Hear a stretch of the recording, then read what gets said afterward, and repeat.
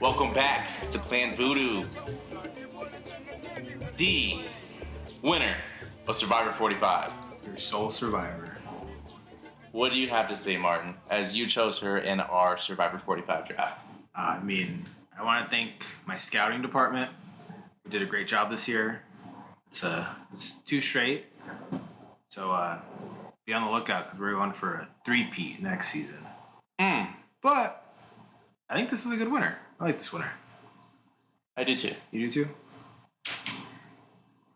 Fantastic finale. Kept me on my toes. Final 5.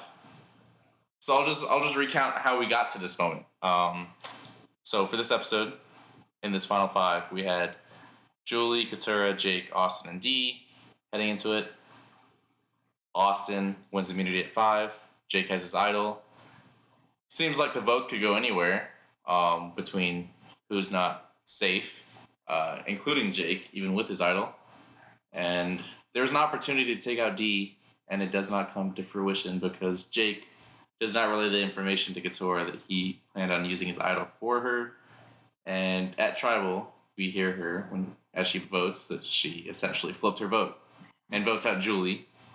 So Julie is sent home at Final 5, and then come Final 4, Dee sweeps the immunity, wins. There's not really a challenge, a threat. I mean, Jake was on her tail a bit, but Jake was the closest. Once he fell out of it, well, he actually broke the challenge. He did break the challenge. Couldn't even play it anymore. No, he finished last in the immunity challenge. So Dee wins. She chooses to take Austin as she does not want another resume builder for him.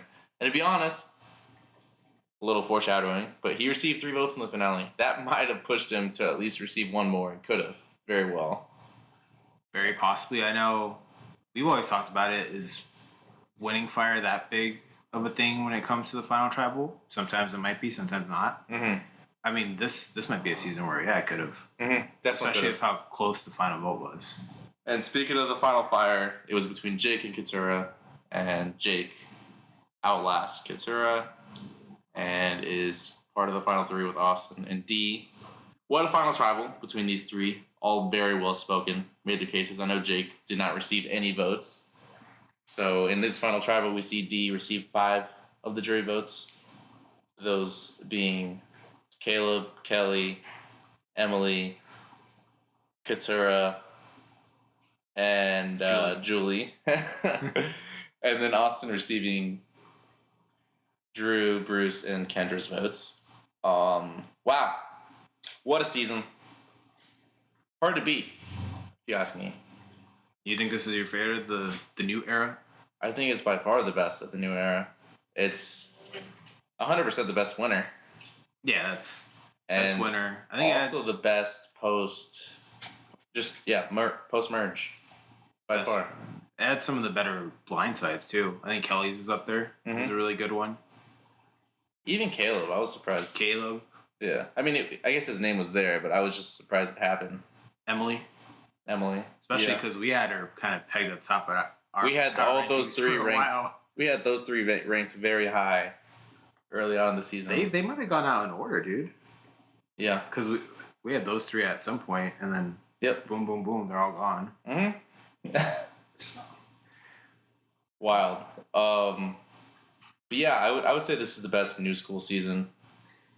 It's hard to give another one that would kind of match it. The only one that I could think of is 43. But 43's winner. I think 43 is a good season, but it sours on the winner. That's what kind of sours it. Essentially. Basically. But yeah, I think this is a good season. I like the cast a lot. I actually didn't think too much of it going into it. And then as you watch it throughout, it was a really good cast. Really good cast. I mean, I'm sure you do have that take because you chose the winner, drafted them again. So of course you like the cast. I do. Although props to you because out of the final 3, you had 2 of them. I did. And there's a guy too who he only lasted till the final 6. What's his name? Alex. Oh yeah. I forgot. I mean, he hasn't been on this pod in a while, so I kind of forgot. Alex. His team has been gone for a while too. Yeah. He had Drew. we didn't actually pod about that episode, but he went home, and so did Alex, which is why we just kicked him off the pod. It's unfortunate, but that's one of the rules we have with our Survivor drafts. Once you have no one remaining, you can't pod anymore. Yeah. So it's unfortunate for him, but that's just the way it is. He'll be back the next season come spring. So you'll see him then. Anything else we want to talk about? 45. Do we want to talk about the 90-minute episodes? Do you think that played a big part in why that really helped this season is the best new school season? Yes. That played out a lot because you got to know all the castaways and you got a lot of backstory from everyone. Like they all got something. Mm-hmm. Whereas past seasons you have to skip over because you don't have the time to cover every move, every relationship. That's probably a big part of why the Gabler win was so sour because they didn't show enough, and I'm sure that the time factor played in, and also just because they showed a lot, but it was just Gabler. It was so just what they showed was, but yeah, the 90 minutes do play a big factor in this. I think so too. To be honest, I could have seen, edit aside, as in terms of what we're seeing them say, you could argue any of the final five had a chance of winning. Yeah. They did a good job of editing up a lot of certain points where you thought it would go one way or the other. Mm-hmm. So, like, a big one they did for this finale episode was the plan was Jake and Katura for Final Fire, and they play up the edit where maybe Austin goes in because Jake is not that good at fire. So, they give you something in the edit where you could think something else happens, which is always fun to watch. And for 3 straight votes, at 7, at 6, and at 5, we see at 7 it was Austin saying, I don't want to play this game emotionally. And then we see Dee do the same thing at 6, and then we see Austin do it again early in the episode for this finale. So yeah, I agree. I think they did a good job. We have the live show up right now, and I think they're talking about the two of them. About the showmans. How about the final 6 all being, I think they're all 26, I'm pretty sure. 26 years old. Katura's in her 30s. The final 3, sorry. Did I say final 6? You said final 6. No. Yeah, the final 6 are all 26? No. Final 3 are all 26? Yes. That's pretty cool. Yeah. And something about all of us, we're 26. I guess Alex is a little older. But Martin and I are 26. Makes me feel good about myself. We're gonna be on Survivor soon. Just watch out. Speaking of upcoming Survivor, how do you feel about Survivor 46? Are you amped for episodes 1 and 2 being 2 hours? Yeah, I'm sure that'll turn out good. I have no idea of what's going on for 46. I haven't really looked at what the castaways are, who they are. It's not returnees. It's not returnees, and I think Alex made a few trades. He was banking on it. So he has a few extra picks. He is my 4th round pick. He has one of mine too, so he has 2 extra. What did you trade? Last season I traded Josh. Or I traded for Josh. I got Josh. Ooh. And I gave him one of my late round picks. Should have traded for Heidi.